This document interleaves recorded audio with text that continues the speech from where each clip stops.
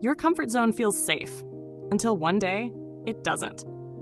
At first, it's this cozy little space where nothing really challenges you, where you know how to navigate everything. You've built routines, you've got predictability, and your brain doesn't have to waste energy on the unknown. It's easy, and that's exactly why we love it. But here's the catch. Comfort zones don't stay comfortable forever.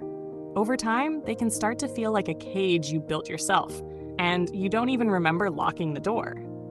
Psychologically, our comfort zone is driven by something called homeostasis. The brain is wired to keep us in familiar territory because familiarity equals safety. Unknowns feel dangerous because, evolutionarily speaking, wandering into uncertainty could mean risking survival. But the brain doesn't actually care if your safe zone is unfulfilling, stagnant, or slowly draining the life out of you. It only cares that it's predictable.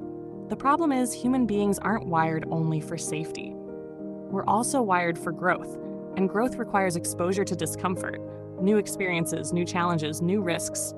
When you avoid all of that, your mind and your spirit start to shrink to fit the tiny box you've built for yourself. You're alive, yes, but you're not living. You're just existing on autopilot. Here's where the prison feeling comes in. The more you stay inside your comfort zone, the more the outside world starts to intimidate you. Even simple things, meeting new people, trying something unfamiliar, taking a different path, start to feel threatening. You become less adaptable, less open, more anxious at the idea of change. And ironically, the very thing you thought was protecting you ends up making you weaker, more fragile, and more afraid.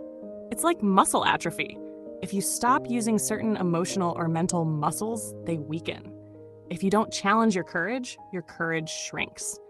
If you don't test your problem-solving skills, you stop trusting yourself to handle the unknown. Before you know it, you're stuck in a loop, staying in your comfort zone because you're scared to leave it, and becoming more scared to leave it because you've stayed so long. The worst part?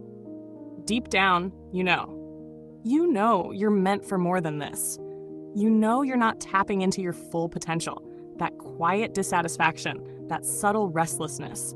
It's your mind's way of telling you that safety is starting to suffocate you. You might ignore it for a while, convincing yourself that now's not the right time or I'll try later. But there's a cost to postponing your own life. The longer you wait, the harder it becomes to step out. Here's the truth. Your comfort zone isn't bad. You need it sometimes. It's a place to rest, recover, and recharge. But it's not supposed to be your permanent address. It's meant to be a stop along the way, not the whole journey. If you treat it like a forever home, it will become a prison, and the walls will close in without you even realizing it.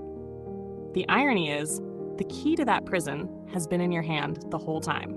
It's just that stepping outside feels like walking into cold air after a hot shower.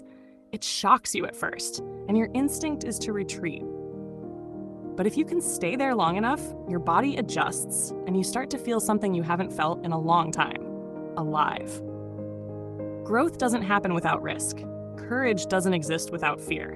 And freedom doesn't come without the willingness to step into the unknown. You don't need to make huge, dramatic changes overnight. Just take one step beyond what's familiar. Then another. Then another.